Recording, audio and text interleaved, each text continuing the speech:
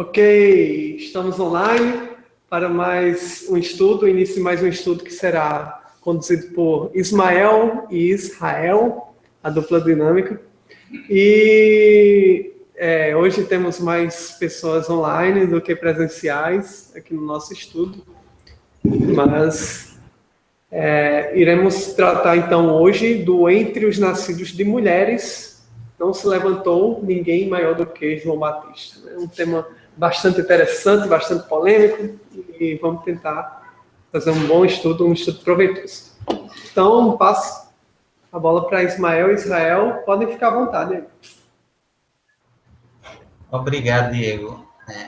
Então, antes da gente fazer a prece, eu queria só dizer, pessoal, que a gente procurou mudar o visual. Na verdade, esse visual foi elaborado pelos meninos aí, João, principalmente, e nós só procuramos trazer esse novo design que João criou, bem bonito, com muitas referências, né, interessantes e cores bonitas, para os slides, né, porque aqueles slides a gente vinha usando desde a fundação do NEP. Então, queria explicar isso, e hoje o estudo é sobre a passagem que a gente pegou o trecho: entre os nascidos de mulheres não se levantou ninguém maior que João Batista. Então, bem, vamos fazer logo a prece, depois eu faço alguns esclarecimentos, e aí a gente inicia. Quem deseja? Alguém do presencial pode fazer a prece? Alguém quer fazer a prece? Já que hoje vocês são a minoria, vamos dar a prioridade à minoria, valorizar a minoria.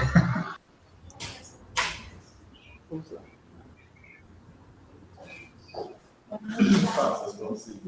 Eu faço. Vamos. Posso começar? Pode. Senhor Deus, amado Mestre Jesus, espiritualidade amiga, gostaríamos de lhe agradecer por toda a oportunidade que você nos dá de crescimento, de melhoramento, que neste momento possamos nos dedicar a estudar a Tua Palavra, estudar o Teu exemplo, para que possamos ser pessoas melhores, que possamos estar dispostos a aprender e também, com humildade, ensinar. Que a Tua paz possa permanecer nos nossos corações e que esse estudo possa ser muito produtivo para todos nós. Que assim seja.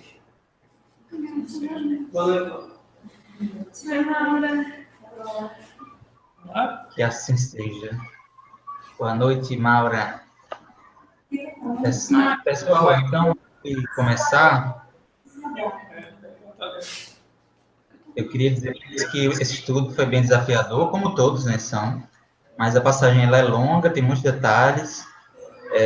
Nós trouxemos algumas informações que nós já falamos, por exemplo, a biografia do João Batista, algumas informações que, na verdade, não são o foco. Estou explicando, o foco é no texto.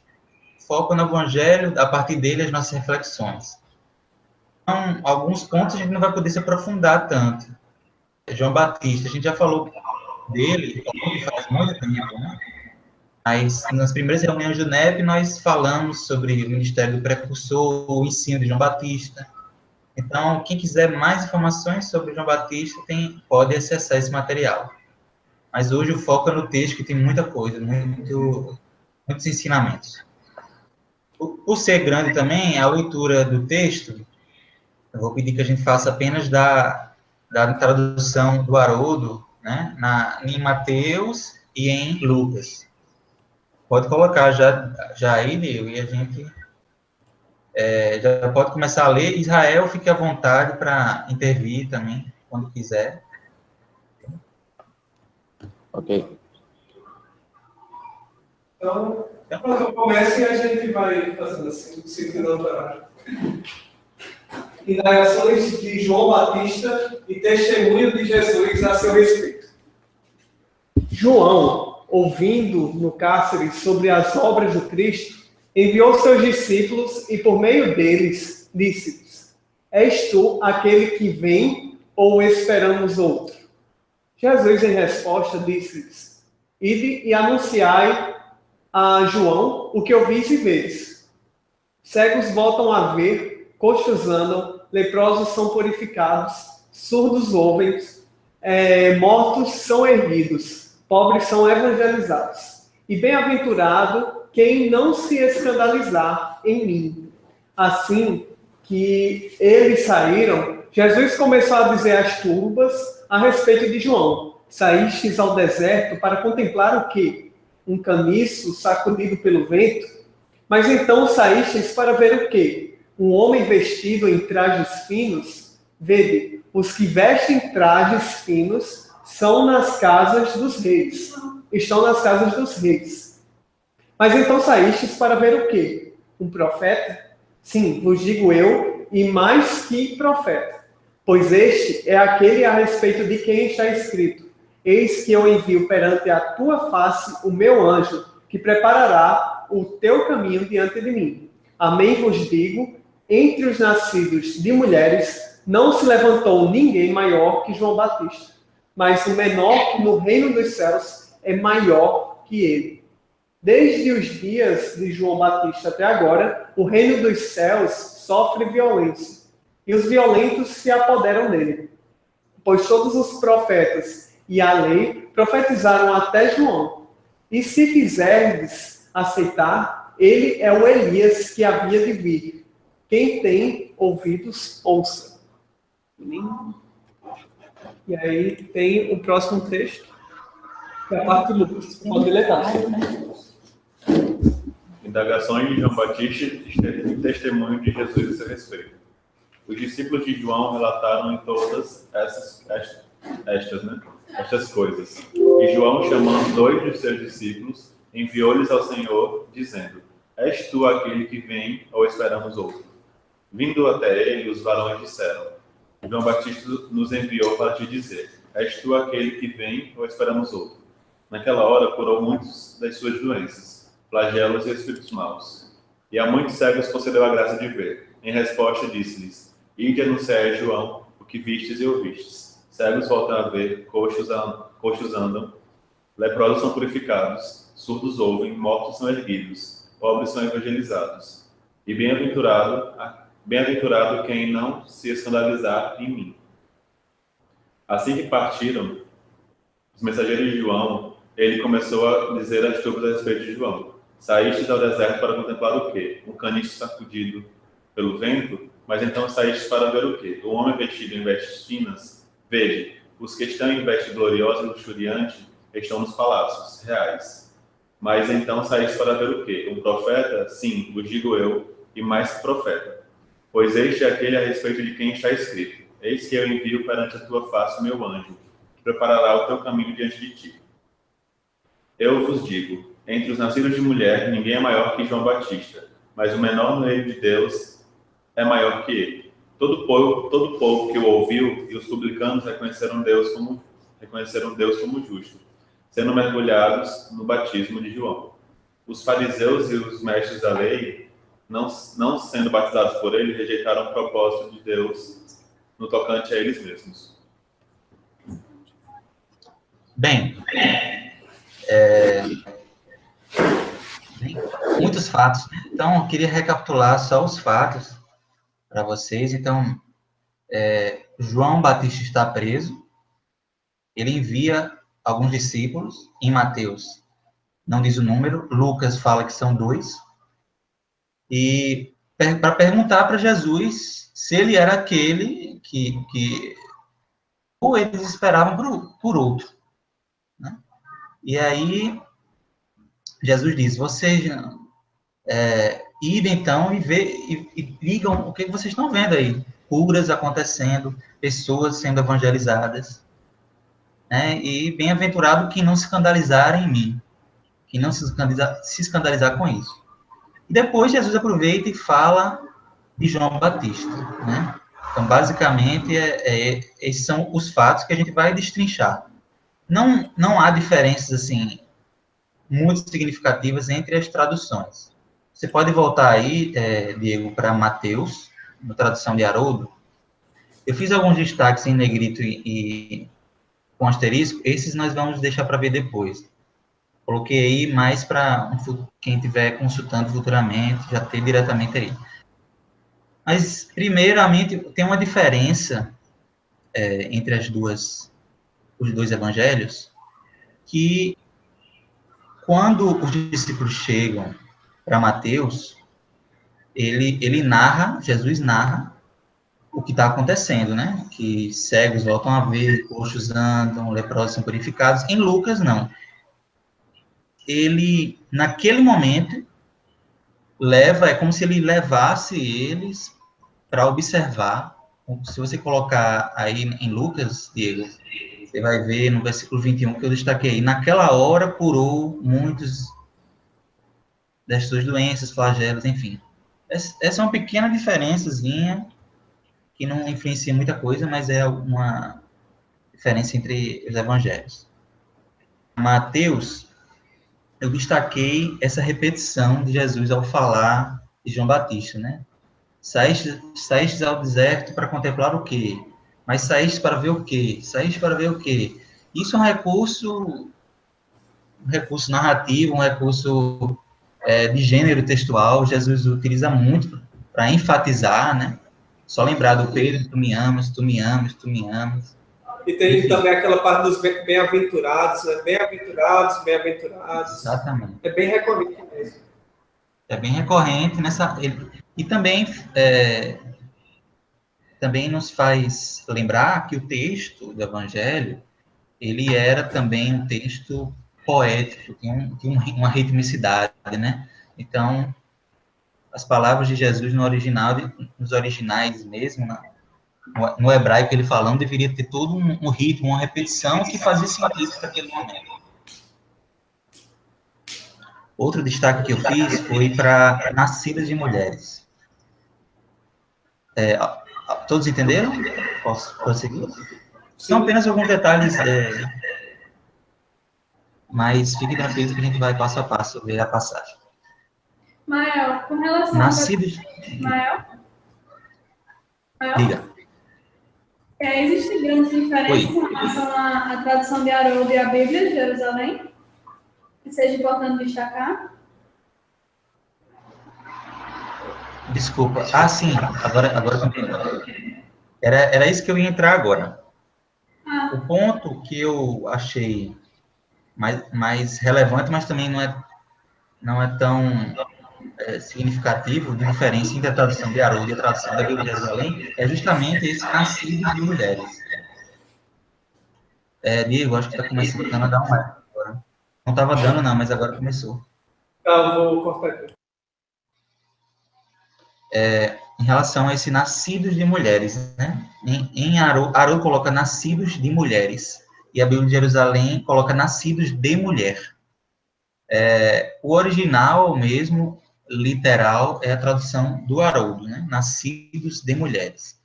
E eu não encontrei nenhum comentarista que se debruçasse para explicar essa questão. Mas, para mim, assim, refletindo, faz um pouco mais de sentido nascidos de mulheres. Porque falando de algo que a gente vai comentar mais para frente, e nascidos de mulheres significa, é uma expressão idiomática, significa nada mais, nada menos do que humanos, ser vivente, né? Todos que nascem de mulheres.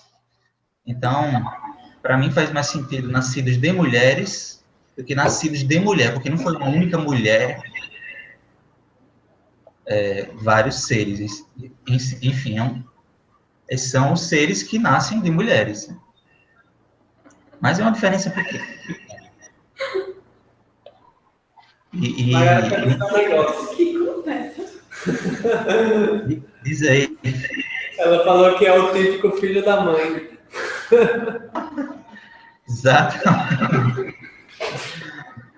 Pronto. Então, sobre a questão, sobre esses detalhes linguísticos, é isso. Se Israel quiser comentar mais alguma coisa.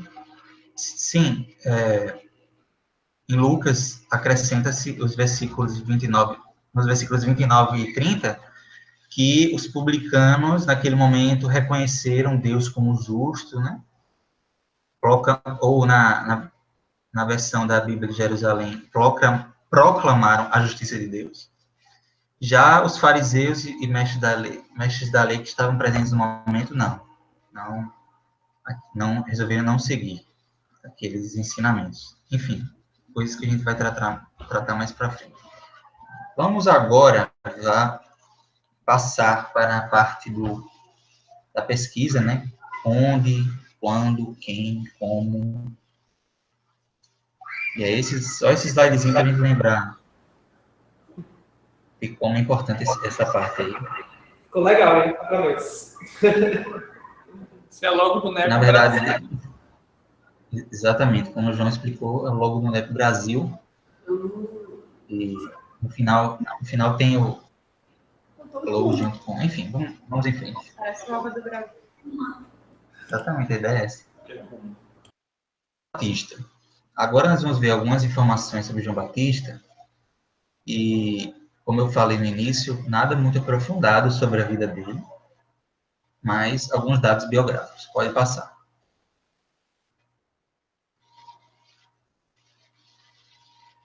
Vamos então fazer a leitura. Quem é o próximo? Isso. Quem? João Batista. Dados biográficos. Nasceu, em cerca de 7 a.C., a um casal idoso. Zacarias, um sacerdote, e sua esposa, Isabel, cresceu até a idade adulta no deserto da Judéia, onde recebeu sua chamada profética, em cerca de 27 d.C. Foi primo de Jesus. Depois que o espírito da profecia desceu sobre ele, imediatamente sua fama se espalhou como um pregador que conclamava ao arrependimento nacional. Multidões se reuniam para ouvi-lo falar, e muitos de seus ouvintes foram por ele batizados no Rio Jordão, sob confissão de pecado. Despertou as suspeitas de Antipas como líder de um movimento das massas, que poderia ter resultados imprevisíveis. Também incorreu em sua hostilidade, especialmente ainda por parte da segunda esposa de Herodes, chamada Herodias, ao denunciar o casamento dos mesmos como ilícito. Por causa disso, foi aprisionado na fortaleza de Manquero, na Pérea, e ali, alguns meses depois, foi morto. Dicionário Douglas. Então, só recordando, é uma história que a gente, em geral, já conhece, dos filmes, né? E da própria Bíblia. E, então, o filho de Zacarias, Isabel, foi preso e morto por Herodes, amando de Herodias, a sua esposa. Toda aquela questão do casamento de Herodes ser com a irmã dele, né? Então, ele condenava essa postura de Herodes. Vamos para o próximo slide?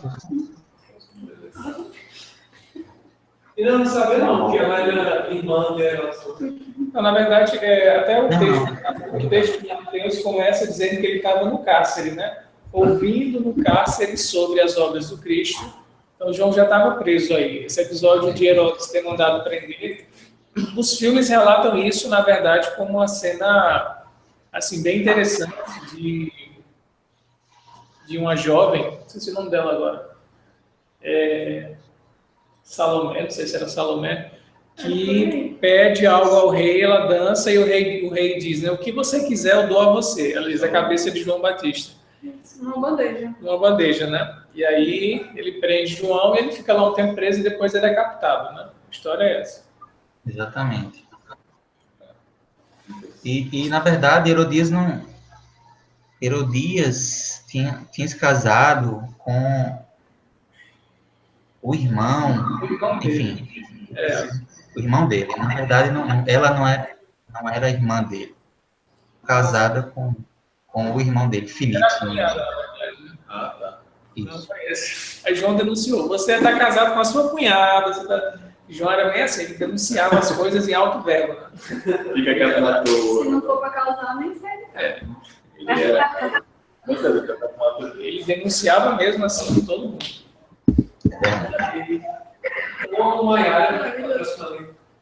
Estilo de vida. João Batista veio de uma linhagem sacerdotal, mas não seguiu o sacerdócio.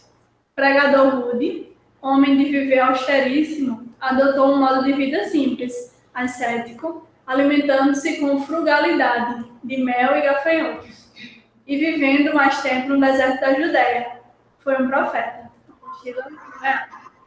João pensava e falava a respeito de si mesmo como um mero preparador do caminho para aquele que viria, pois era indigno, conforme declarou, de realizar para ele o serviço mais humilde. Dicionário Douglas. Maravilhoso, João Batista.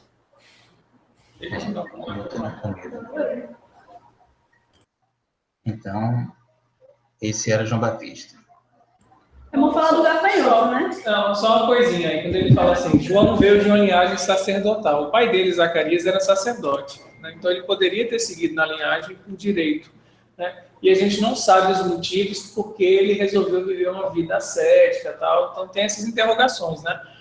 Por coincidência ou não, até coloquei no grupo do Face, eu estava colocando na planilha o livro A Mensagem do Amor Imortal, de Amélia Rodrigues, e eu vi lá um capítulo sobre os essênios. E ela fala justamente isso, que eles se isolaram, faziam parte de Jerusalém, viam a corrupção em Jerusalém, se isolaram lá no Mar Morto, em Qumran, e viviam dessa forma certa. E muita gente pensa que João possa ter convivido com eles pelo modo muito parecido das práticas. Sim, a filosofia. Então tem toda essa interrogação e a Amélia Rodrigues coloca isso, de fato, mas não diz que João foi filiado a eles, nem que muito menos que Jesus. Né? Ela diz que Jesus não foi filiado, mas tinha muita coisa em comum entre João e esse agrupamento lá de Qumran, né?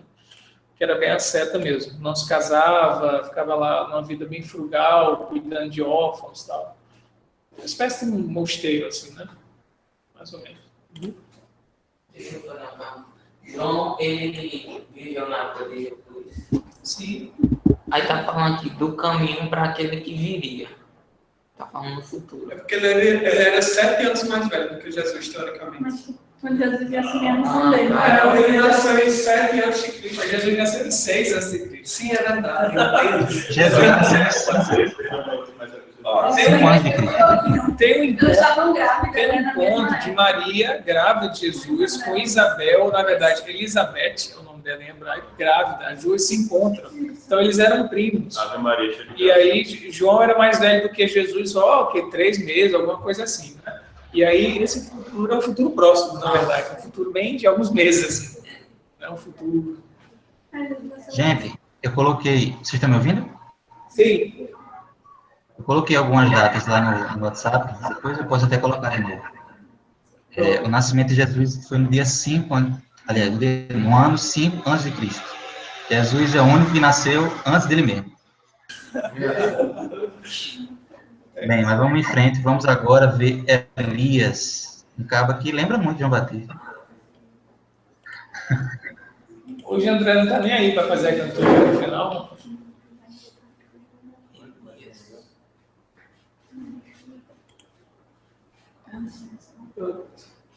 André faz a cantoria numa outra reunião. Pode passar, Ismael, para o próximo slide? Né?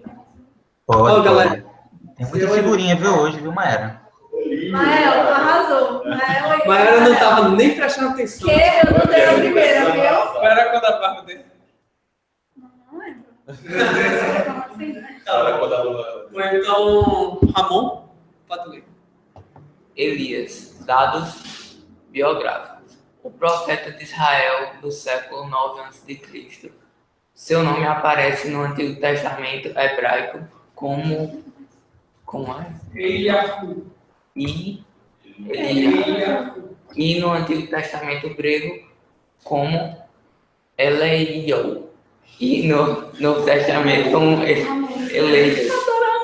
O novo significa Yah é El, ou Javé Deus, Douglas. O que é esse Douglas, hein, que ele está É o participando? nome do No dicionário. dicionário Douglas. É Ah, a fonte tá. É a fonte de da mentirosa. informação. É a fonte da informação. É o novo dicionário da Bíblia. Nome de um dos maiores profetas do Antigo Testamento. Supõe-se ter nascido em Tibeste de Galileia e por isso cognominado Tesbita, não obstante ser dos habitantes de Galaad. O que Davis é outro.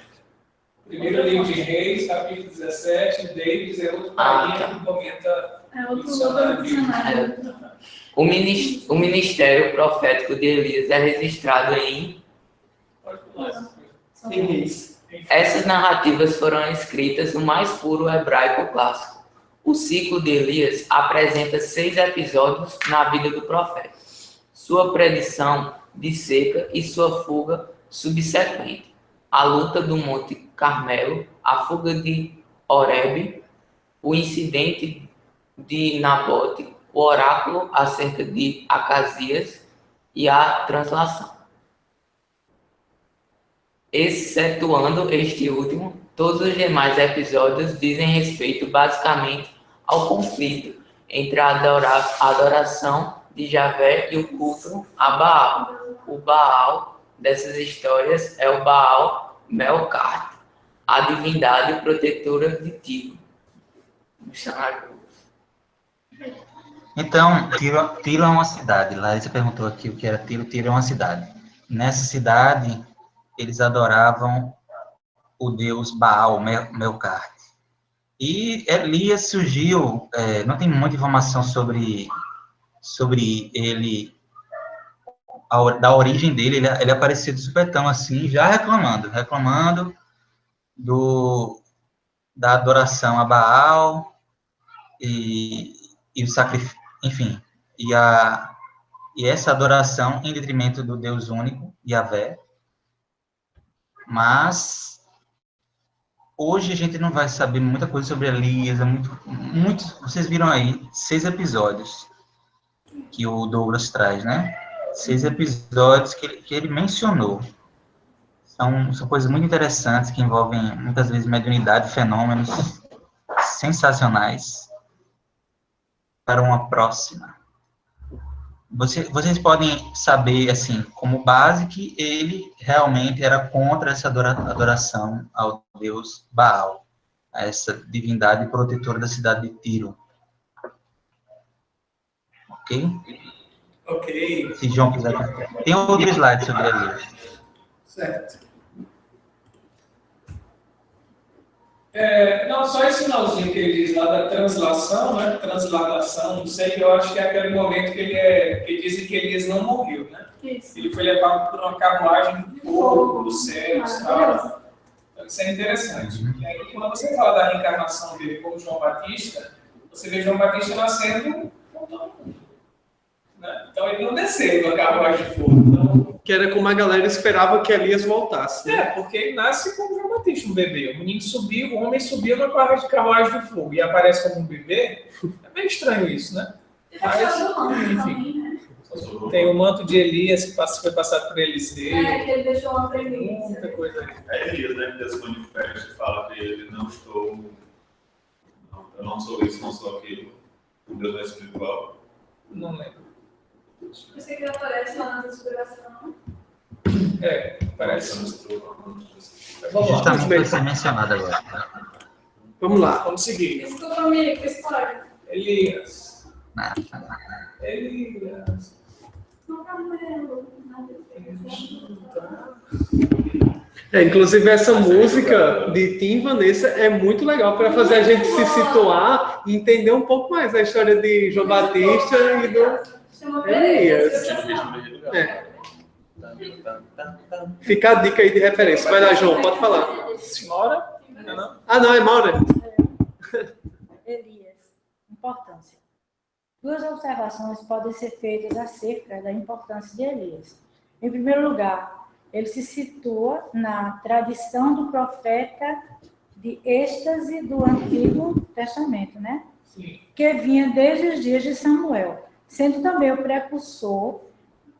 dos rapsodistas e profetas escritores do século XVIII, né?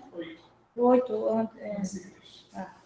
Os últimos 2 versículos do Antigo Testamento predizem que Deus mandará o profeta Elias antes que venha o grande e terrível dia do Senhor. Isso está em Malaquias, né? O último livro do Antigo Testamento é do profeta Malaquias, e aí ele diz que antes de chegar esse grande dia do Senhor, Elias retornaria. Então todo o povo judeu esperava isso. É a última frase.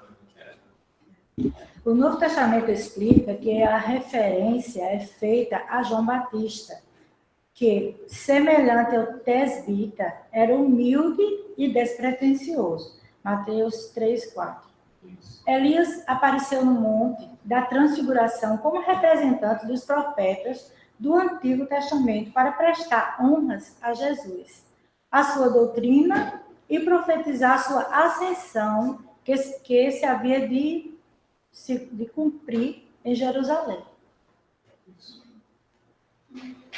Então, gente, só explicando algumas coisas que são mencionadas aí pelo Douglas no primeiro parágrafo aí do texto, ele fala que Elias está na tradição da profecia de êxtase. A profecia de êxtase, na verdade, não tem previsão bíblica, é algo teologicamente, é uma construção teológica, né?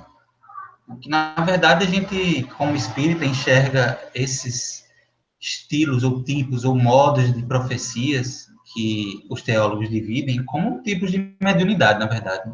Então, a profecia de êxtase, ou profeta de êxtase, era simplesmente aquele profeta que entrava em transe ao profetizar, ao trazer a mensagem da profecia, né? Muitas vezes utilizando instrumentos musicais, né?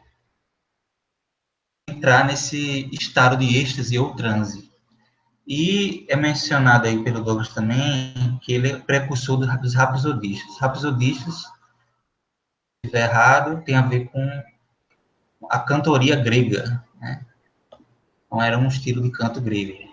Os rapsodos são pessoas que cantam música, né? Que é como se passasse um ensinamento através de cantos. Entre os druidas também tinha muito disso. Eles cantavam e passavam ensinamentos. Os rapsodos são isso. É isso. Pronto. Né? Exatamente. E aí, mencionando também que a vinda, né, do profeta Elias já havia sido anunciada lá em Malaquias, como o João comentou, e a aparição de Elias no Monte da Transfiguração, no Monte Tabor, junto com Moisés, atestando a figura de Jesus como Messias e profetizando a sua ascensão, na verdade, sua própria crucificação.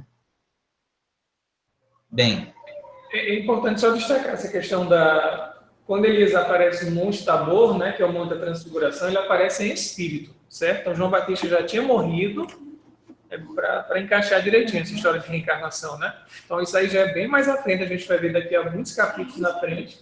E quando ele aparece na forma de Elias, João já tinha desencarnado, então ele poderia assumir a forma de Elias se ele quisesse, né? Como a gente sabe no Espiritismo, o perispírito pode tomar a forma que quiser. Então, não anula.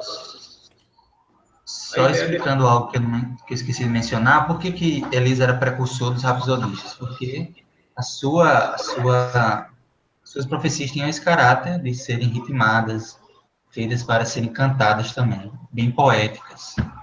Por isso que ele é considerado como precursor dos rapsodistas. Mas vamos em frente, que tem agora o comparativo entre os dois espíritos, na verdade, ou o espírito de Elias e João Batista. As personalidades, né? Israel, tô de parabéns ali nas figurinhas, viu? Vamos lá. João Batista e Elias. Havia semelhanças entre os dois homens até no modo de vestir, que pela simplicidade e rudeza simbolizava o desprezo do mundo com os seus refinamentos. As maneiras e os hábitos de vida eram próprios a homens que viviam nos desertos e não nos palácios dos reis. Está no livro de Reis, Mateus, Marcos, etc.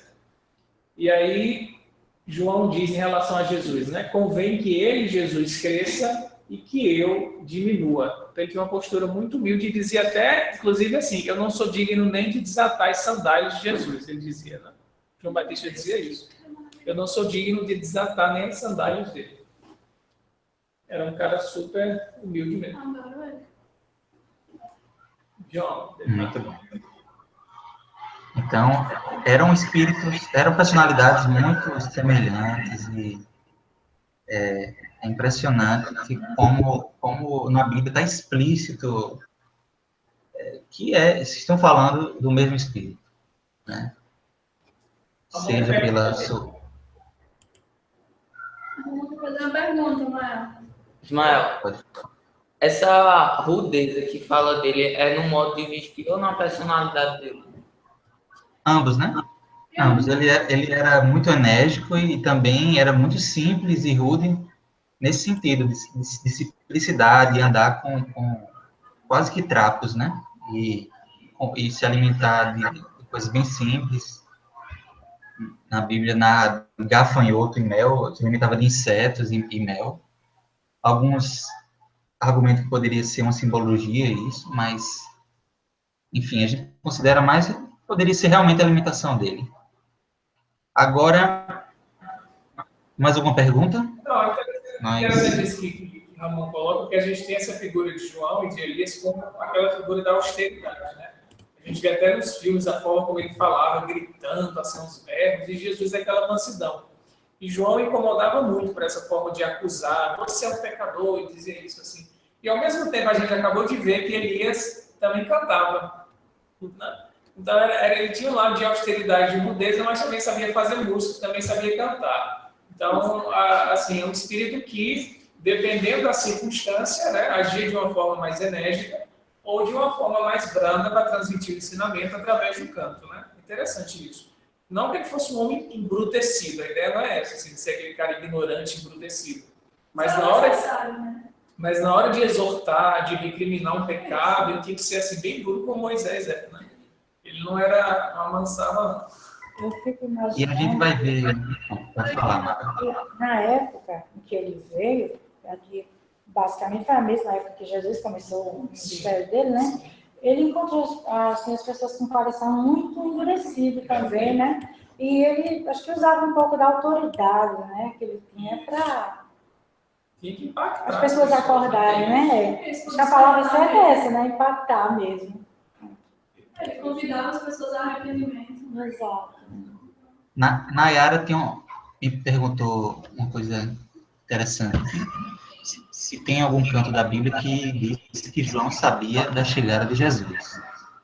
E, realmente, Nay, como a gente viu, até um dos slides comenta que quando ele recebeu essa missão da profecia, de que ele deveria se chamar um profeta, imediatamente começou a pregar conclamando justamente o arrependimento e a chegada breve do Messias. Eles se conheceram depois disso, né? Além do episódio os dois estarem na barriga e o fato de serem primos, né? Então, no Evangelho, não há um encontro anterior àquele lá que João batiza Jesus. Mas há especulações de que, por serem primos, eles pudessem já ter se conhecido enquanto crianças, né? Mas João tinha essa convicção de que o Messias viria. Ele só não sabia quem era, né? E como ia se apresentar. E vamos ver também que ele discordava com algumas coisas, com algumas posturas, né? De que Messias era esse que estava chegando. Que messianato era esse? No Novo Testamento, realmente não tem maiores descrições desse contato prévio de Jesus com João antes de acontecer o batismo, né? Mas se a gente for ver o livro de Humberto Campos Boa Nova, acho que é o 2º capítulo, precursor, 2º ou 3º, Humberto Campos narra uma conversa de Maria com Isabel. E elas conversam sobre os 2 filhos, e eles ficavam lá, eles 2 conversando, eles adolescentes. Então, assim, eles conviviam, gente. Ali era tudo muito pequeno, né? Então, eles eram primos, então havia uma convivência de um com o outro. Então, quando Jesus aparece lá, por volta dos 30 anos, na margem do Jordão, João já estava pregando, quando João olha para ele, já sabia, esse é meu primo que chegou. Né? Então, não era um desconhecido dele, não. Eles conheciam já de mais de 20 anos. Né? Imagina crescer com Jesus. Hã? Imagina crescer com Jesus. Estava ali lado a lado, aprendendo a jogar bola de gude, Bola de bar. bolinha de bar. Exatamente, João, muito importante. Inclusive, esse texto vai entrar nas nossas da próxima semana. Muito Com bom. certeza. Show. Vamos em frente.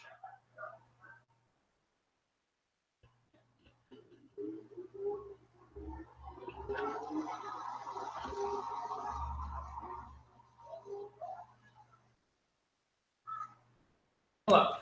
Pode passar, Ismael. Acho que, no caso agora, seria... Aqui acabou, né? Os presenciais. Acho que seria Elisa agora.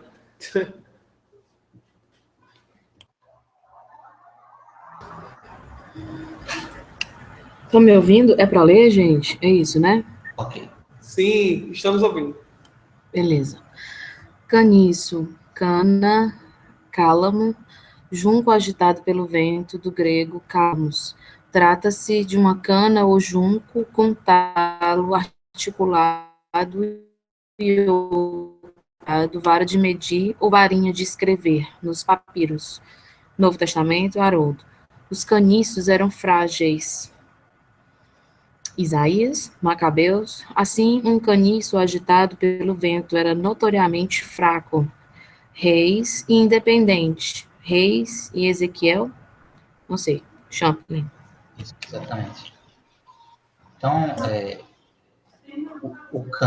esse caniço que é mencionado aí, Pelo vento, isso em referência a João. Sim. Isso é um símbolo de referência a João, né? isso. Na verdade, Jesus pergunta a eles: vocês foram no deserto ver o quê?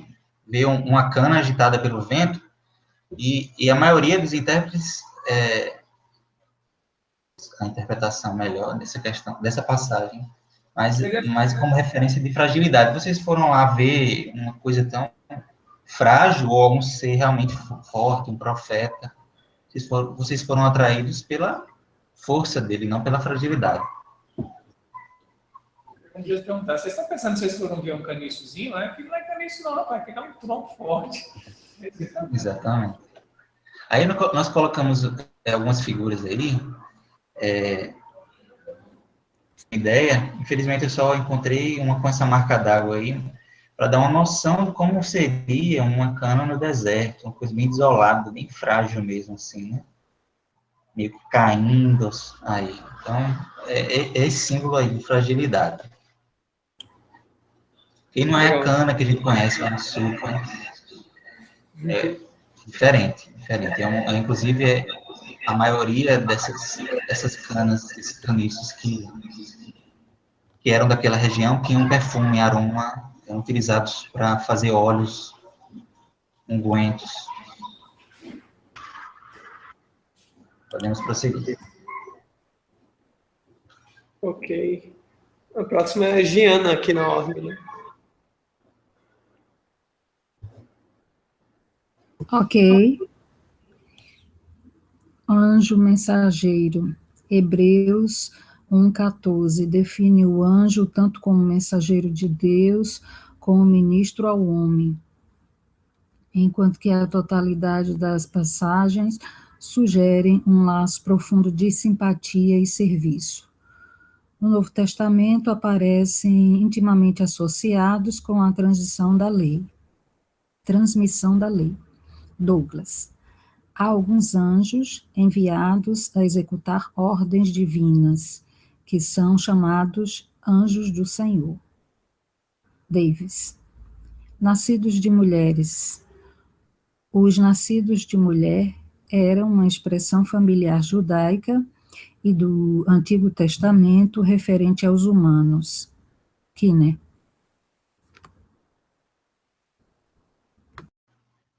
Bem, pessoal, sobre anjo como mensageiro, né?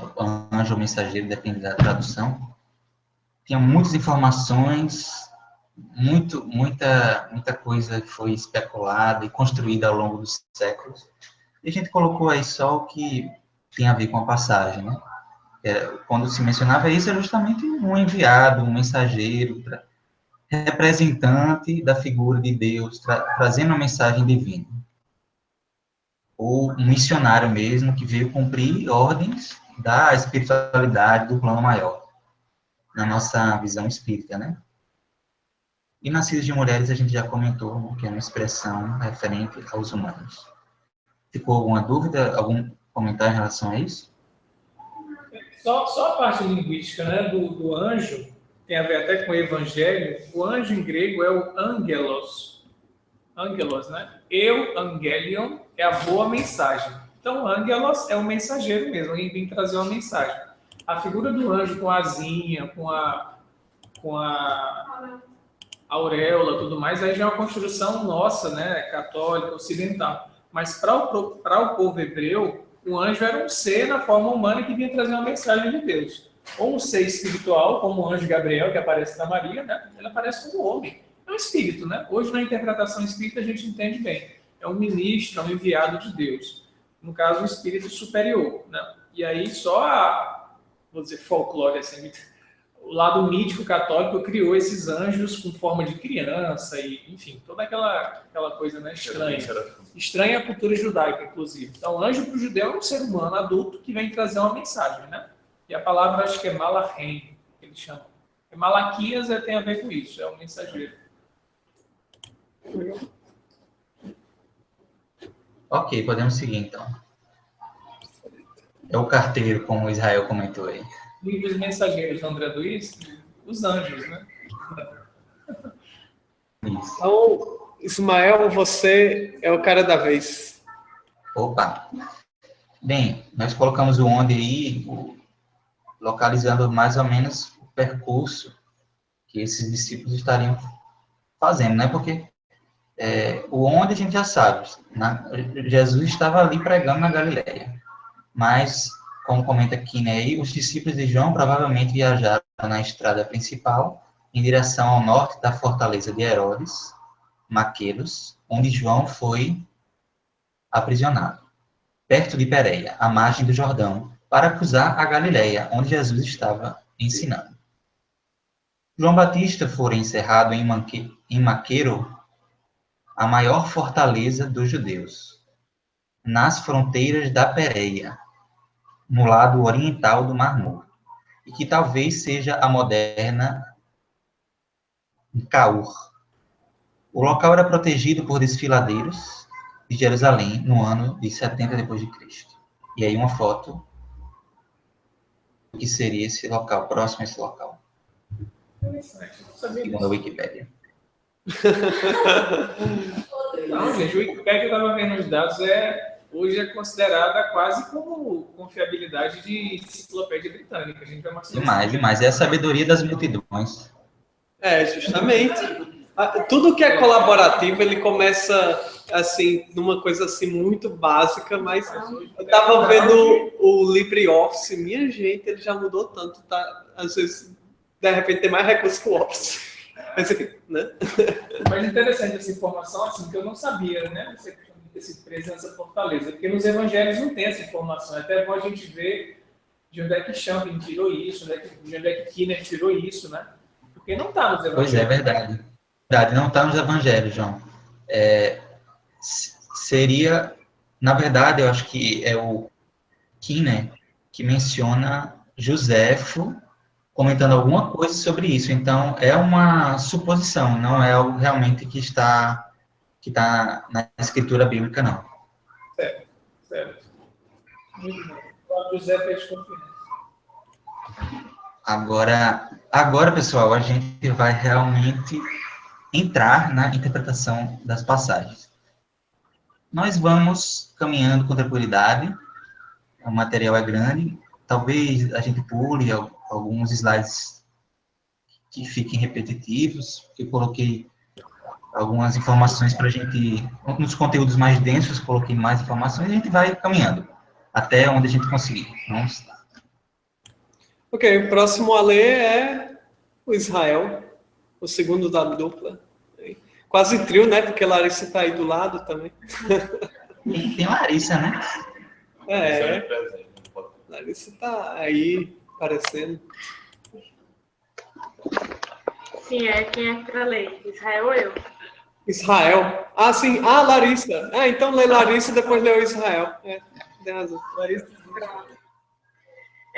João, ouvindo no cárcere sobre as obras do Cristo, enviou seus discípulos e, por meio deles, disse-lhe: És tu aquele que vem ou esperamos outro? João é sincera ou retórica? Alguns pensam que João faz a pergunta simplesmente para que seus discípulos recebam a resposta. Muitos pensam, por causa do contexto e da atitude ambígua dos discípulos, que João pergunte desiludido ou desconcertado.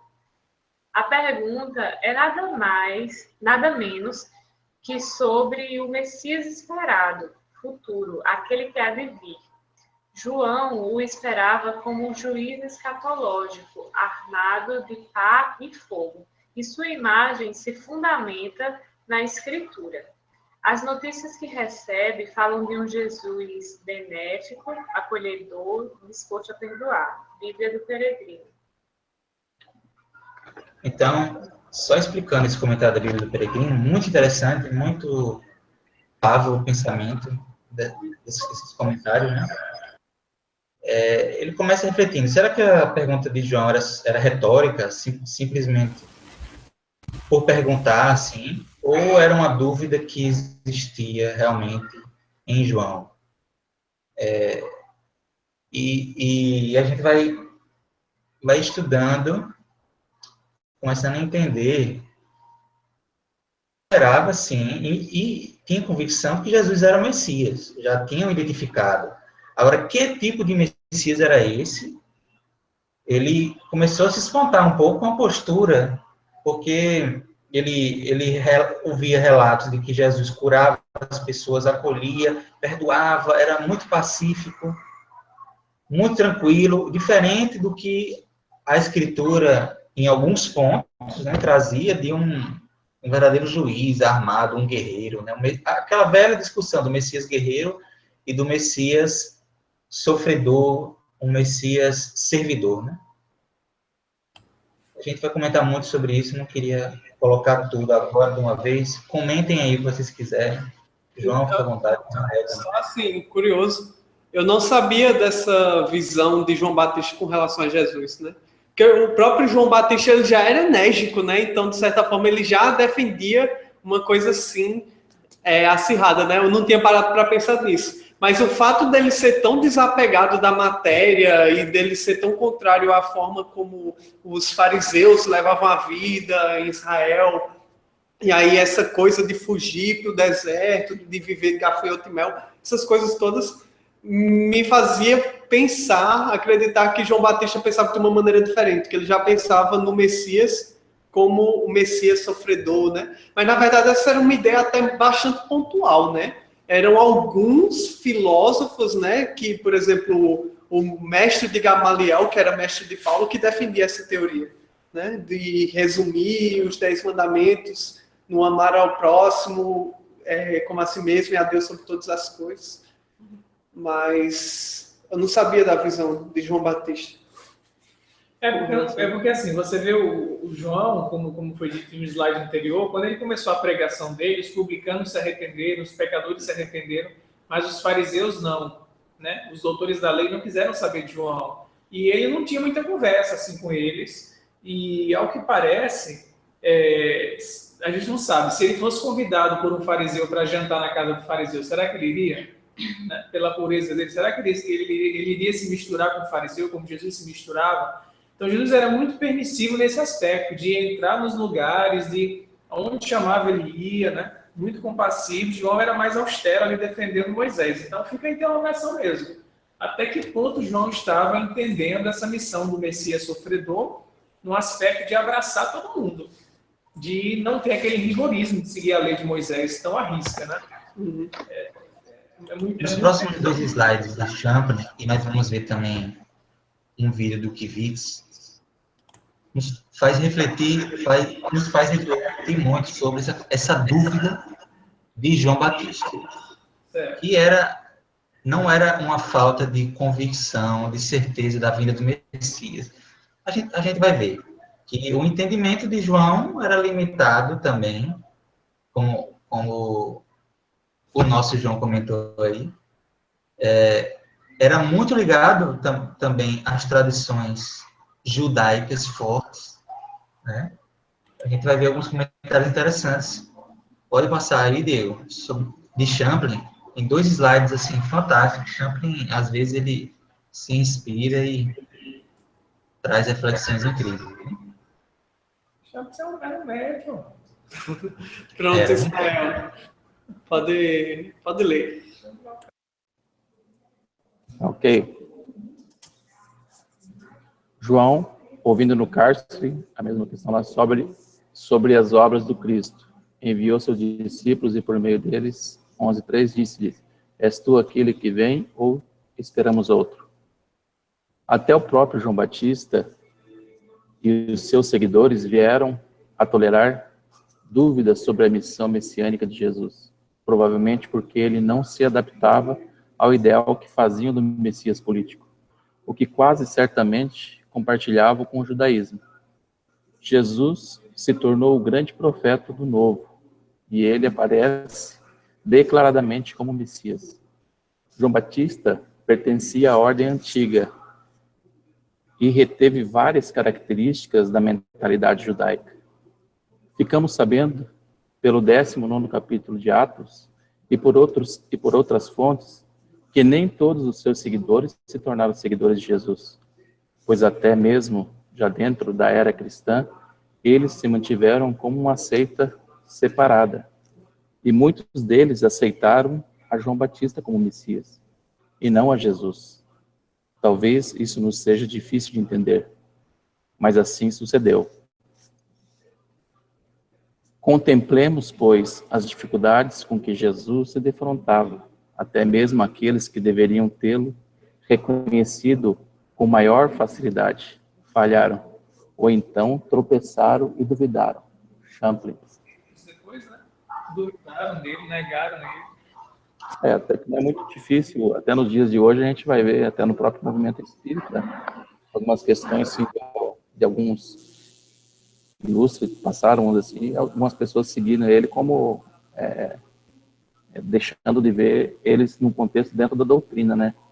E alguns espiritualistas também que representando através da mediunidade, como se fossem as profecias também, que naquela época tinha muitos profetas, na verdade, e o que eram atraídos eram justamente aqueles que tinham um contexto, que tinham uma lógica dentro da tradição hebraica, né, da lei, o que João Batista trazia, vamos dizer assim, o representante da voz que clama no deserto, né? Então, por isso, as pessoas irem ao deserto, que não iam lá ver as canas ao vento, né? Iam lá para ver a profecia, iam lá querer se salvar, iriam se batizar. Acho que é isso. O próximo slide, ele complementa essa fala de Champlin.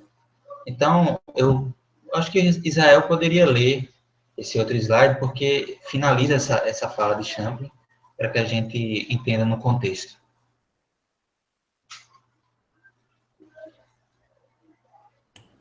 Pode ler, Israel. A única interpretação válida é a que admite as dúvidas de João, não tanto sobre a esperança messiânica, como sobre a identidade de Jesus como Messias. Provavelmente João estava surpreso com o modo de vida de Jesus, porquanto ele não assumia a posição de grande e temível juiz, segundo João esperava. Jesus usava de demasiada paciência, humildade e simpatia. Onde estava o machado à raiz da árvore? Onde estava a pá na sua mão e o fogo inextinguível?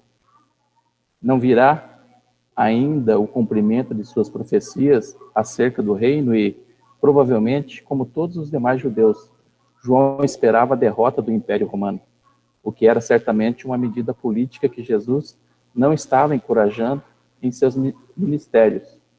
Mas porque não poderíamos aceitar as dúvidas de João Batista, quando nos recordamos que muitos homens de Deus têm passado por idênticas experiências, como Jeremias 27.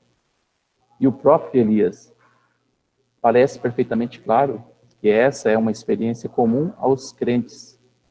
Esse incidente é tocante e proveitoso. Quem de nós, muitas vezes, as dificuldades que a gente encontra, não titubeia também, né, na fé. Assim como a gente vai ver Madre Teresa de Calcutá, com toda aquela obra que ela tinha, ela se questionar, né, de Deus. Então, naquele momento, assim, onde Deus, a divindade, age no silêncio. Assim como Jesus, representante do Filho de Deus, também vinha com os humildes, os mais simples, levando essa nova postura, não mais daquela lei, da lei judaica, né, onde assim, representando a lei, mas sim representando essa nova era que seria o amor. É isso aí. Legal. Ismael vai comentar? Posso falar uma coisinha, Ismael? Você vai... Pode, João, fica à vontade. Não, o que eu estou tentando entender a personalidade de João, né, e o que se passa na cabeça dele, a gente vê claramente que, até comparando com a encarnação como Elias, são o que aí? Uns 700, 800 anos de intervalo, pouco tempo, né, para um espírito mudar assim tanto. Então, assim, aquela mesma característica de austeridade, cumprimento da justiça. Elias mandou decapitou um monte de sacerdotes, né, de Baal. Então, ele era aquela coisa, olha, ou você segue a lei ou você vai para o fogo, né? E no início do que a gente viu aqui no NEP, nos primeiros capítulos de Mateus, ele fala do machado, do fogo, aquela ideia mesmo de juízo, de você ser consumido e não ter, como se diz, alívio, né? Deus não vai passar a mão na cabeça de ninguém. Então, assim, para mim ele representa muito o aspecto de justiça divina, né? Aquele aspecto de cumprimento da lei. Em Jesus, para você conseguir entender a mensagem de Jesus, é preciso você ter um despertamento do coração. Algo assim de compaixão, de grande sentimento. E isso, pelo que a gente vê dele, ele não tinha tão desenvolvido assim, né? Então, para ele era difícil entender como é que esse Messias é tão compassivo, assim, ele deixa as pessoas fazerem isso, ele perdoa. Cadê a justiça, né, aplicando a pena e tudo mais? Então, acho que a personalidade dele, por predominar muito pela justiça e pela razão, não tinha condições ainda, em termos de evolução espiritual, de ser tocado no sentimento para perceber o Messias sofredor. Eu, pelo menos, interpreto assim, né? Coisa que os outros, como, por exemplo, Madalena e outras pessoas que já tinham um coração mais amolecido pelos sofrimentos, conseguiram ver em Jesus um aspecto que João não via, que Saulo não via, que Saulo só passou a ver depois também, né? Saulo parece muito com João nesse aspecto. Saulo era um defensor da lei ali, aquela coisa bem racional. Então, se você não tem um mínimo de sentimento já despertado, você não vai ressoar com Jesus, né? Você vai esperar um Messias que é um juiz mesmo, que vai defender a verdade, mas para defender essa verdade, às vezes vai usar de métodos drásticos, né? Em nome da verdade. Como alguém que quer extrair um câncer e vai ter que cortar um membro sem dó nem piedade, né? Não porque ele não gosta da pessoa, mas porque ele precisa curar aquela enfermidade, né? Então, é a leitura que eu faço da personalidade de João e da dificuldade de ele entender, talvez, Jesus na sua inteireza, né? E Jesus diz, né, que ele é o menor no reino dos céus. Não, o melhor, o menor entre os nascidos de mulher. Então, e o menor no reino dos céus ainda é maior do que ele. Então, se você for colocar no reino dos céus, ele é o menor deles. O primeiro do reino dos céus é maior do que João, né? Então, João é menor do que o menor do reino dos céus. Então, assim, reino dos céus já é uma outra categoria, a gente interpreta. Quem são essas pessoas que estão no reino dos céus? Né? A gente poderia pensar, quem despertou já o sentimento de compaixão, de amor ao próximo, no sentido mais irrestrito, né? Parece que é isso. E João estava naquela porta, assim, quase lá, mas não estava lá ainda, né? Ele não tinha chegado nesse grau de compreensão de compaixão universal como Jesus tinha. Pelo menos é a interpretação que eu faço, né? Uhum.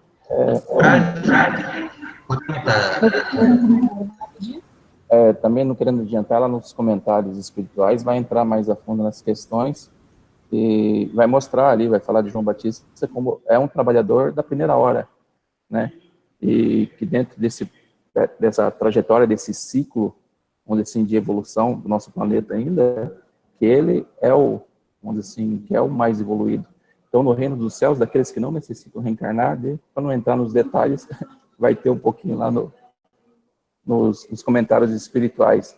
E às vezes pensando também assim na questão, hoje em dia a gente se isola em algumas cercanias assim das nossas cidades, a gente já fica incomunicável, vamos dizer assim, questão de tecnologia que tem hoje.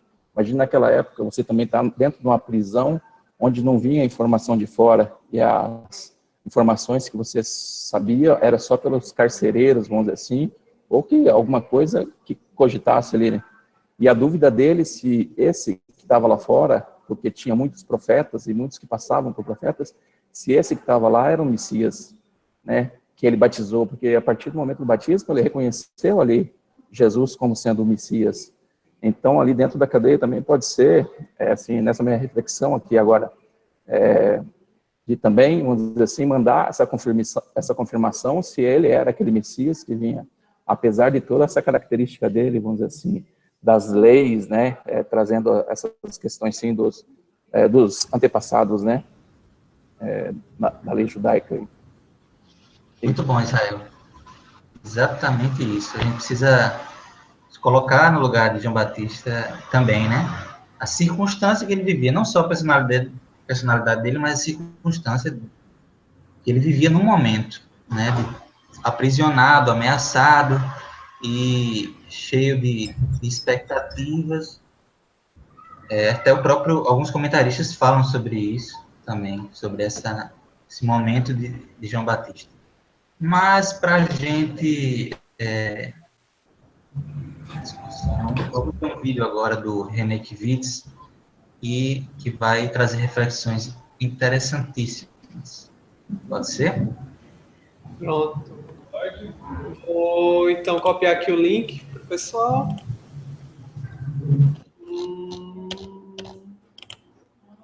Kivitz. Deixa eu copiar aqui. Estou tentando. Aí. Pronto. Pronto, pessoal, tá lá no chat. Acessem aí o link.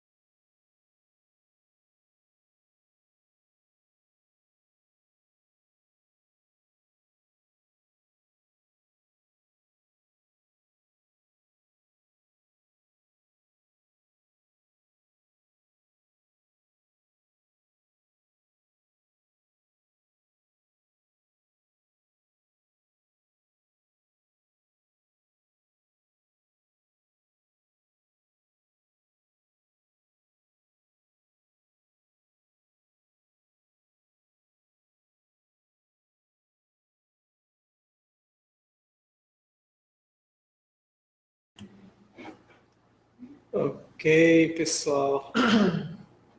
Tem Foi bem profundo esse aí, né? O cara se emocionou.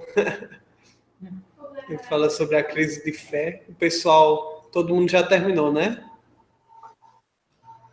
Ok. Tô vendo vários oks aqui. Elisa ainda tá vendo. Vocês estão me ouvindo muito alto, não, né? Não, tá normal. Pronto, a Alice falou tranquilo, Diego. Tá faltando Marilu. Pronto, Marilu, ok. Pronto, podemos continuar. Vocês até já falaram, mas por que é bom ter essa crise de fé? Que recomendo. Essa dúvida que fortalece as nossas convicções, essa dúvida, quando ela fortalece nossas convicções, e não é aquela dúvida da ansiedade, da fraqueza, da insegurança, que é saudável, aquela dúvida que é interessante para a gente reafirmar o que acredita, né? Então, se a gente não buscar essa construção diária de se questionar, a gente fica estacionado. A evolução, ela ocorre porque as pessoas, elas criam essa coragem, alguns vêm e rompem com o status quo, o padrão, saem do padrão e assim a gente evolui, porque elas questionam, né, até as coisas mais basilares. Então, João, quando tem essa dúvida, quando ele faz, porque ele poderia ter essa dúvida e ficar para ele ali, e ficar naquela insegurança dele, mas ele buscou os discípulos, vai lá, pergunta a ele, eu quero saber, eu quero buscar, quero saber se é esse cara mesmo, Messias. Então, ele não ficou só no movimento de ficar achando que não é, ele buscou procurar, né? Então, eu acho que essa crise de fé é a crise de fé positiva, né? E aquela coisa, né? Quando a gente tem essa crise, a gente revê, né, o porquê da gente acreditar, né? Giana também quer comentar, aí Giana comenta depois João. Bom, eu acho que João Batista aparecesse com essa dúvida, não só ele, mas todas aquelas pessoas que se deparavam pela primeira vez com Jesus, porque Jesus foi um modelo ímpar na história, né? Agora, você imagina todos os relatos e textos sendo do Antigo Testamento, mostrando um Deus duro, né? Que justo e nem sempre bondoso. Né? Então, essa era a visão que eles tinham de Deus, a justiça acima de tudo. Então, o enviado dele, como que seria? Eu acho que eles não conseguiam nem imaginar uma pessoa que o enviado dele seria uma figura de amor. E só Jesus que começou a modificar essa figura de Deus quando começou a chamar ele de pai. Né? Então, acho bem natural que João Batista, ou qualquer um que conhecesse do Antigo Testamento, né, e da filosofia, enfim, do que era pregado até então, realmente chegasse a duvidar, porque foi um puro contraste, né, vamos dizer. Em relação à crise de fé, como o Ramon colocou, em geral, assim, as crises vêm sem você procurar, em acontecimentos da vida, na verdade. Então, por exemplo, você cresceu a vida inteira sendo evangelizado, né, no centro espírita e recebendo várias ideias, e você hoje toma como crença de verdade que você é imortal, que tem reencarnação, que tem comunicação com os espíritos, etc. Pode acontecer um fato na sua vida, e geralmente é um fato emocional, de qualquer ordem. Você pode perder algum familiar, você pode ter uma decepção amorosa, você pode ter um sonho de emprego que você não consegue, alguma coisa emocional pode acontecer com você, e isso vai, às vezes acontece, abalar suas crenças. Não é você procurar a crise, ela vai chegar a você ou não. E quando ela chegar, você vai rever aquilo que lhe dava segurança, como fosse uma espiral, né? Eu tinha uma crença em Deus de imortalidade. Eu passei por isso.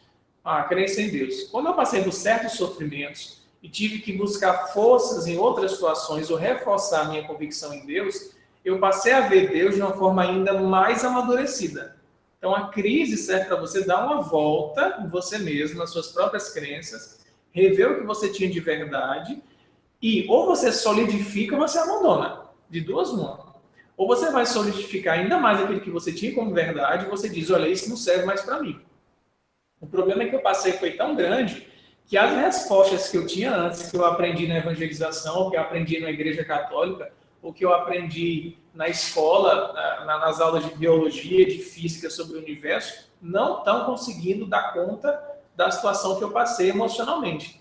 Aí você vai atrás de outras coisas, né? Isso é natural. Então vai chegar na sua vida. Você não precisa ir buscar a crise, né? Ela chega em determinadas situações da nossa vida. Como chegou para João, como chegou para ele, porque ele viu o quê? Ele esperava o quê? Não, o Messias que vai vir é o Messias que vai pegar a pá, que vai pegar o machado, vai sair cortando tudo que é injustiça, vai nos libertar de Israel, tá tudo certo. Aí ele começa a ver uma situação diferente. Como assim esse Messias está fazendo isso? Isso abalou a crença dele, entendeu? Então ele teve que fazer um giro dentro dele. Peraí, será que ele é o Messias mesmo? Como é que eu vou comprovar isso agora, né? E aí ele vê a resposta de Jesus. Diga a João que os cegos estão vendo, que os aleijados estão andando, né? São as provas, assim, dos frutos da obra de Jesus. E João, na cabeça dele, vai fazer toda a análise e ver se aquilo, como se diz, assenta nele, né? Que às vezes pode não assentar, às vezes você diz, tá bom, eu tô vendo tudo isso, mas mesmo assim eu não tô conseguindo ver você como Messias, não. Eu tinha uma outra ideia de Messias, né? Então, assim, a crise chega sem você esperar. Todo mundo vai ter crise, né? Crise dos 30, crise dos 40, crise dos 20, né? Tem gente que diz que cada idade tem uma crise, né? E ela serve para a gente fazer uma autoanálise e reforçar as nossas convicções e você sempre sai mais fortalecido. Sempre, sempre, sempre. Tem algum registro que João saiu mais fortalecido? A partir daqui, a figura de João, né? Ela não vai, salvo engano, aparecer mais, né? Não aparece mais a figura de João. Ele vai ser assassinado, né? Eu não lembro se vai ser colocado aqui a questão do assassinato de João, eu sinceramente não lembro. Ele é assassinado e vai aparecer como Elias, espiritualmente falando com Jesus, né? Ele aparece em espírito. Se tem a narração de ele sendo assassinado, decapitado, eu não lembro. Aí é uma falha minha, eu não sei. Não sei. Mas boa pergunta. Tem a morte de João Batista na Bíblia, João. Tem o que, Ismael? Tem a morte de João Batista. Ah, então certo. Agora, vamos em frente. É importante as discussões que nós tivemos, mas tem como eu disse, algumas coisas a gente vai passando, vamos ter que pular alguns slides pelo tempo, mas eu já esperava isso, fica como registro pesquisa. Certo. Então eu passo para qual slide, Ismael? Esse aí mesmo? Esse slide, ele traz as referências, porque Jesus, ele comenta expressamente em alguns trechos da Torá, né, do Velho Testamento, na verdade, não é da Torá, mas do profeta Isaías e Malaquias. Então, Kine cita, e aí eu coloquei as passagens que Jesus menciona expressamente. Eu acho que não há necessidade de... Eu posso ler aqui para vocês rapidamente, né? Várias passagens têm essas previsões do Messias. Quando eu estava na biblioteca da Emaíla, e alguns livros só falando sobre as profecias messiânicas. Livros enormes. Então, e Jesus menciona muitos desses trechos. Então, alguns deles são esse trecho de Isaías 35. Então se abrirão os olhos dos cegos e os ouvidos dos surdos se desobstruirão. Então o coxo saltará como o cervo e a língua do mudo cantará canções alegres, porque a água jorrará do deserto e rios da estepes. Então, assim, algo muito parecido. Seria uma referência de Jesus. Isaías 61 diz o seguinte: o Espírito do Senhor Yahvé está sobre mim, porque Yahvé me ungiu, enviou-me a anunciar a boa nova aos pobres. Isso, Jesus, mais acima que vocês têm a passagem aí, Jesus fala no finalzinho, os pobres são evangelizados, né? A boa nova atinge os pobres. Porque quando a gente lê essa passagem, a gente fica mais na nossa mente, assim, as curas, né? As ressurreições, enfim. E Jesus fala também da cura espiritual, né? Evangelização, da mudança das vidas, da reforma das vidas. Então, os pobres eram atendidos não só na questão material, e principalmente na material, ou na espiritual. E como a gente já refletiu, a material era unicamente para gerar uma reflexão no sentido espiritual. Então, há essa menção de Jesus da boa nova aos pobres, a curar os quebrantados de coração e proclamar a liberdade aos cativos, a libertação aos que estão presos. Se não houver mais nenhum comentário, nós podemos seguir. Acho que podemos.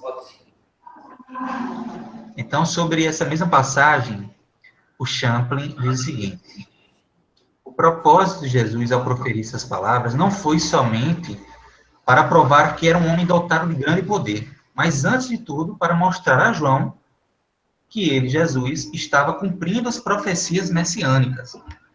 E, em segundo lugar, para demonstrar, provavelmente, aprender com mais clareza qual o caráter do ministério do Messias. Uma fala que, basicamente, reafirma o que a gente já vem refletindo, né? E esse outro trecho comentando o que eu acabei de falar sobre a evangelização dos pobres, né? A universalidade dos milagres demonstrou um abundante e universal poder. Mas o ministério do Cristo também incluía a cura da alma, e até os pobres se beneficiavam disso, pois a eles foi pregado o evangelho. Muito importante a gente ressaltar esse trecho aí, né, da evangelização dos pobres. Que Jesus andava entre os miseráveis na maior parte da vida, né? Os publicanos, as prostitutas, os pobres. É bem rapidinho sobre a resposta que Jesus dá a João, né? Mais uma vez mostrando a grande sabedoria e genialidade espiritual de Jesus. Ele poderia ter dito simplesmente, sim, eu sou o Messias. Aí João ia dizer, sim, como é que você prova isso? Em vez de ele dizer, sim, eu sou o Messias, ele diz, vai dizer que os coxos andam, os cegos veem, está dizendo, vai dizer a ele que o que estava previsto por Isaías e pelos outros está se cumprindo. Essa é a minha maior prova, não é a minha palavra de dizer, eu sou o Messias. As minhas obras dão testemunho de mim. E aí não tem argumento. Contra os fatos não tem argumento, meu amigo. Fechou, acabou. Não é palavra, é o que ele estava fazendo. Show. Ok. Esse slide fala sobre a questão do escandalizar. Então, eu acho interessante a gente fazer a leitura.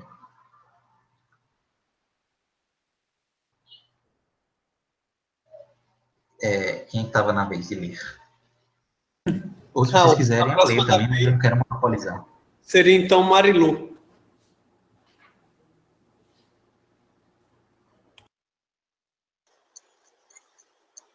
Deu? Talvez. Pode falar, Marilu. Bem-aventurados quem não se encolerizar em mim. Bem-aventurado. Trata-se da mesma expressão que Jesus utilizou por diversas vezes no Sermão do Monte e que indica um estado de felicidade. Quem não tropeçar em mim, tropeçar, vacilar ou errar, ser ofendido, estar chocado. O substantivo escandalon significa armadilha de molas ou qualquer obstáculo que faça alguém tropeçar, um impedimento, algo que cause estrago, destruição, miséria, e via de consequência aquilo que causa um choque, que repugna, que fere a sensibilidade. Nessa passagem, Jesus elogia aqueles que não se sentem chocados com sua atuação, que não sentem repugnância pela sua obra. Jesus se identifica com o Messias vindouro em ação e, ao mesmo tempo, descreve o Messias autêntico. Não vem para dar a Israel uma independência nacional e o domínio pacífico sobre outros povos, segundo esperanças nacionalistas, mas para curar enfermos, libertar possessos e proclamar a boa notícia aos pobres. Quem não alimentar ilusões, depois eu não enxergo mais. Tem que subir um pouquinho. É por conta daqui do... Não, Marilu, eu vou dizer, lá em cima, do lado do botão que você desativa ou ativa o microfone, tem um outro botãozinho, que se você clicar, vai desaparecer as pessoas e vai ficar só o slide. Aí você consegue ler embaixo. Obrigada. Quem não alimentar ilusões triunfalistas não se frustrará com ele. Suas ações, com duas alusões bíblicas, respondem à pergunta de João e de quantos a repetirem sinceramente. Bíblia do Peregrino. Legal. Então, a Bíblia do Peregrino... Não, obrigado, viu, Marilu? Então, ficou claro essa questão do termo escandalizar? Quando Jesus fala que bem-aventurados que não se escandaliza em mim, né? Bem-aventurado feliz é aquele que interpreta esse Messias bondoso, esse Messias sofredor, servidor, porque aquele que constrói uma imagem diferente, ele vai se decepcionar. Estamos com... Pronto, agora melhorou. Ficou claro essa questão? Então, eu acho que é bem nessa linha mesmo do comentário da Bíblia do Peregrino. Pelo menos assim, eu achei que foi a que melhor interpretou essa passagem. Beleza, então.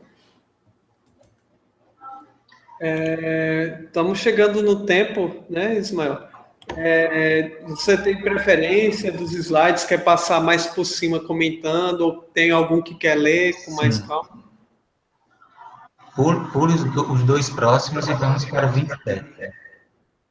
Certo.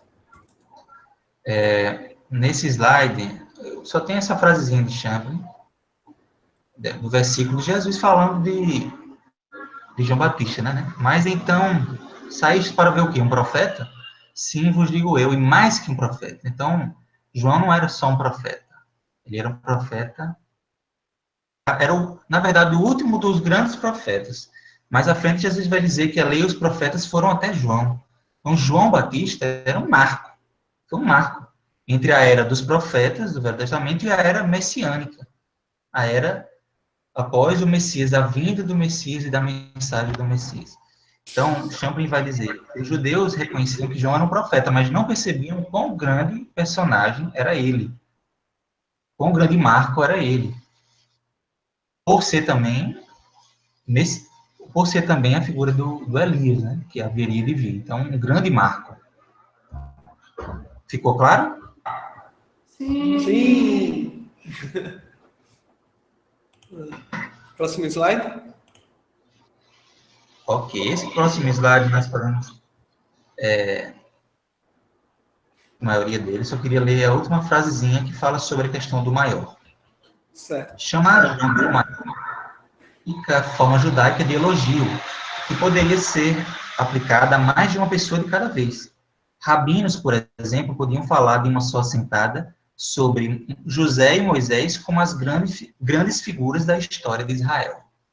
Então, Jesus, ao dizer que João, dentre os nascidos de mulheres, dentre os humanos, daquele período era o maior entre eles, ele não estava querendo desprezar os outros profetas, né? Era uma forma de elogio que não significava 100% dizer que ele era o mais evoluído. Era uma expressão, uma forma de se identificar identificar uma grande superioridade, mas um grande elogio, uma forma de identificar, né, alguém que se destacava, né, como como os rabinos se posicionavam, inclusive, dizer que o maior era tal e tal e tal, mais de uma pessoa, entendeu? É diferente da gente...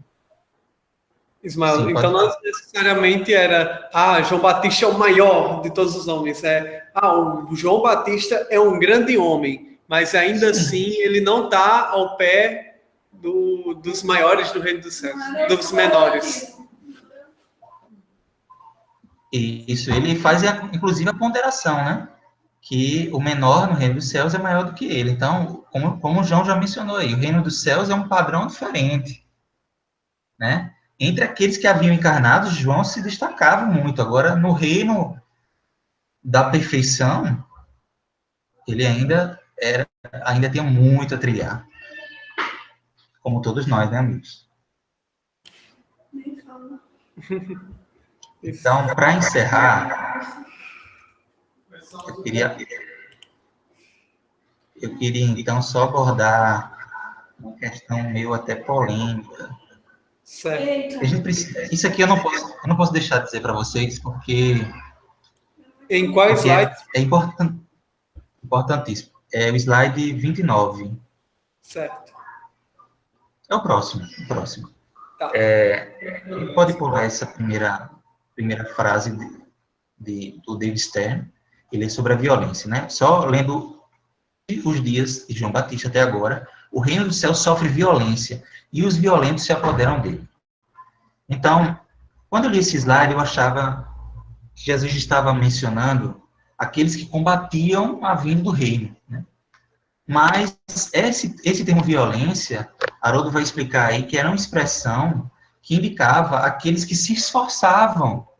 Era uma violência no sentido positivo, no sentido de aqueles que se esforçavam para trazer o reino dos céus aqui para a terra. Quer dizer, a partir de João, a partir da mensagem de arrependimento de João, né, o reino do céu sofreu essa violência no sentido positivo.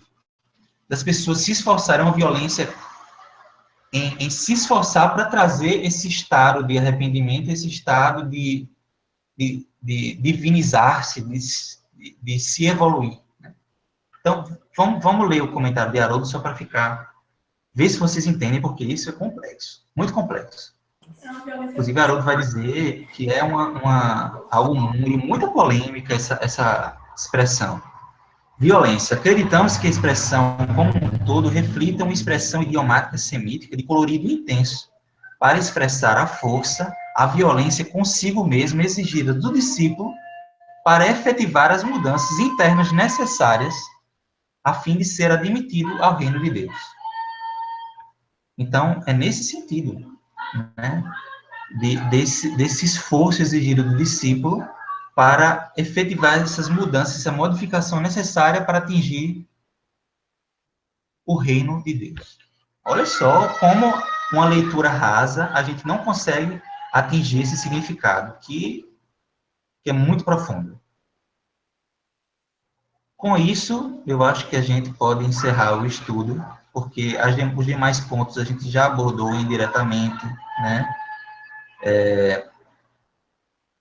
Tem ouvido de ouvir, ouça, ou seja, é uma mensagem profunda. Toda vez que Jesus fala isso, é uma mensagem profunda que, às vezes, a gente precisa refletir bastante para entender. Ok. Essa cantoria tá aí, Ismael? Tá, me perdoem, isso aqui acontece aqui bastante. Atrapalhou aqui, eu tentei aumentar minha posição aqui de voz, mas acho que não adiantou. Foi a violência, foi a energia. Exatamente. Tem tudo a ver com a passagem. Não, realmente, e se você falar assim, aquilo, fulano de tal falou com violência, pode ser com energia, né? Claro que hoje em dia a gente tem uma conotação bem mais negativa, né?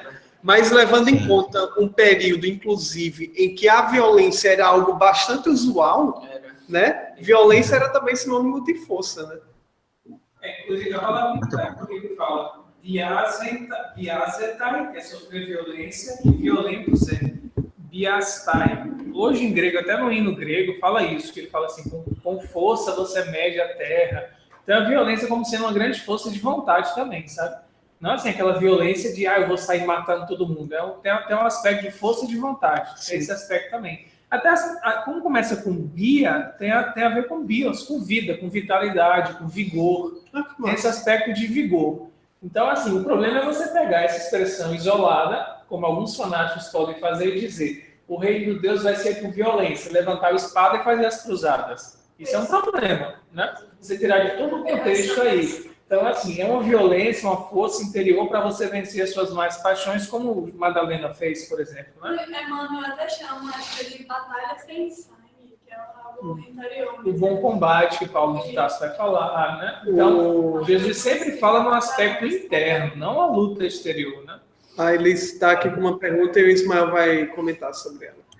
Isso, Elis pergunta, porque Jesus fala, desde os dias de João Batista até agora, o reino dos céus sofre violência. O que seria esse desde os dias de João Batista? Então, eu entendo, a interpretação que eu não consegui achar, é uma interpretação pessoal minha. João Batista é um marco para justamente essa questão do vigor, como vocês falaram, do vigor consigo mesmo, do arrependimento, esse mergulho. O batismo de João Batista estava nesse sentido, de ter esse vigor consigo mesmo, de enxergar, de ter consciência com os seus próprios erros, né? João Batista trazia essa mensagem da consciência do arrependimento, né? Então, eu enxergo assim, que desde os tempos de João Batista, ou seja, João Batista trouxe essa mensagem do arrependimento, da violência, nesse sentido, do vigor consigo mesmo, de transformação, através do mergulho do batismo. E Jesus viria complementar, porque é uma mensagem que fica incompleta, né? Se você vai até o arrependimento, foi um passo, mas a transformação, ela prossegue. Então, eu vejo dessa forma, né? Essa expressão desde os tempos de João Batista. Para você mudar de hábito, porque assim, arrependimento a gente viu no começo, né? A palavra em grego é metanoia, que é você fazer uma transmentalização. É você mudar todo o seu pensamento que vai gerar uma mudança de hábito. Isso é muito difícil. Gera de você uma disciplina diária, todo dia, muita força de vontade. No dia a gente está falando, desde João, que as pessoas estão seguindo João, estão se esforçando violentamente, com muito boa disciplina. E é isso, é a verdade mesmo. Ninguém faz reforma íntima, né, com um pincelzinho, tirando poeira de casa, assim, com preguiça. Tem que pegar a vassoura e tirar a poeira mesmo, com força, né? Tem que limpar com vontade, fazer uma faxina bem feita. Hein, João?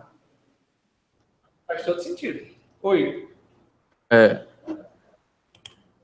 Também, sim, eu cheguei a pensar, quando ele fala, assim, na questão de que desde os dias de João Batista, apesar de ser o trabalhador da primeira hora, até esse marco do advento de Jesus, que vem trazer a questão, essa postura mais do amor, eu também cheguei a pensar, assim, que o reino dos céus são tomados, vamos dizer assim, o entendimento da espiritualidade, como alguns religiosos tomam, vamos dizer assim, o conhecimento da espiritualidade, do que é divino, e usam de uma forma política no sentido de interesses próprios, vilipendiando, vamos dizer assim, o que vem a ser o reino dos céus. Quantas pessoas, às vezes, a gente vê no dia de hoje, pregando, vamos dizer assim, a palavra de Deus para tirar benefício próprio, violentando o reino de Deus. Na verdade, assim, deturpando a ideia do divino. Então, eu cheguei a pensar assim, né, nessa questão, porque ele segue falando que desde os dias de João Batista até agora, o reino dos céus sofre violência. E os violentos se apoderam dele, se apoderam dessa ideia do divino, tentando, através da política ou da força, né, impor as questões do divino, tendo esse benefício próprio e não tendo, vamos dizer assim, aquela autoridade moral, né, que é aqueles que não tomam o reino de Deus sem a autoridade moral. Para poder exemplificá-la, eu acho que a primeiro momento, sim, eu cheguei a ter essa interpretação, que é bem interessante também, essa que Haroldo faz, vamos dizer assim, da questão dessa violência que a gente sofre ao seguir, vamos dizer assim, o evangelho, a seguir o Cristo, vamos dizer assim, tudo aquilo que a gente vem a sofrer, tanto que fala assim, abrace a sua cruz e siga-me, né? Acho isso aí. A princípio, realmente parece, a gente for ver violência no sentido negativo de você violar algo, né? Violento é aquele que, por exemplo, está a casa fechada, é uma propriedade particular, e eu violei a propriedade particular e invadi a casa, quebrando grade, quebrando cadeado. Né? Então, é o sentido que Israel está colocando. Muitos religiosos forçam a barra e querem ter um poder político religioso pela força da sua astúcia e pela força do seu interesse pessoal, tá certo? Mas como Haroldo coloca aqui, você vendo essa violência como sendo força de vontade, como sendo vigor para domar suas más inclinações, eu acho que faz mais sentido em todo o contexto que Jesus está falando, né? Porque essa questão de tomar reino dos céus pela violência, no sentido de violar, de tomar algo que não lhe pertence, isso vem desde os antigos reis de Israel que faziam isso muitas vezes, né? Os fariseus faziam isso, tomavam a Torá, interpretavam, mutilavam o texto, queriam convencer as pessoas de uma forma mentirosa, né? Então, eu entendo que, assim, quando ele fala desde os dias de João, João é um marco. Se ele falasse assim, desde os tempos que os fariseus, que gente que quer corrupto Israel tem há muito tempo, né? Então, nesse contexto, ele marcando temporalmente João, e João marca o quê? João não queria se apoderar do reino do céu de forma injusta, de modo algum, né? Ele era um cara que era retidão em pessoa. Então, se a gente entende que ele era um marco, que Jesus estava falando, e esse marco era um homem de justiça, eu acho que a interpretação de Haroldo de dizer que esse vigor é um vigor interior faz mais sentido.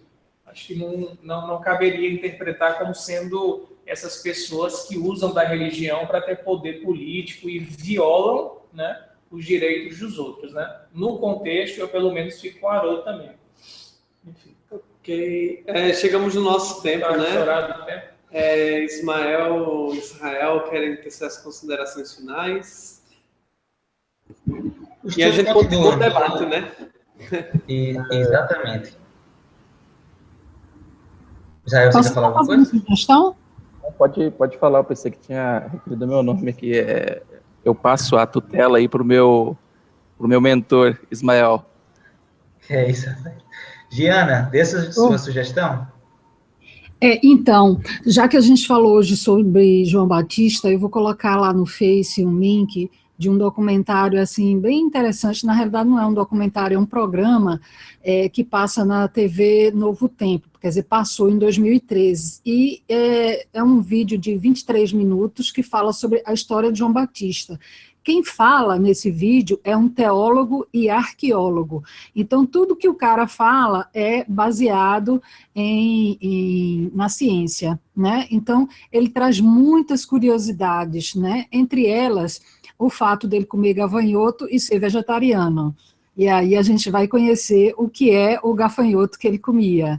Então, assim, bem interessante, vale a pena conferir. Vou colocar no Face para vocês. Muito bom, Giana. Muito bom. É isso, gente. Próxima semana a gente continua com os comentários espirituais.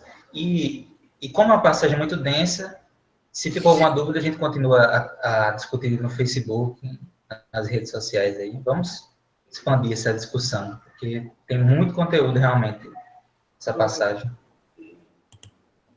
Muito bem. Então vamos fazer nossa prece de encerramento. Alguém está disposto? Eu posso fazer. Então, gratos assim por mais esse momento, por esses estudos.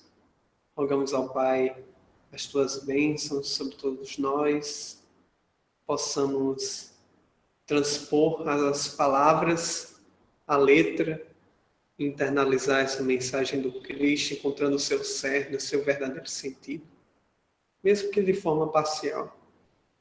Agradecemos assim profundamente essa oportunidade de estudo tão enriquecedora para nossas vidas, que possamos nos encontrar semana que vem, junto com todos os outros, e refletir sobre as mensagens espirituais acerca das passagens.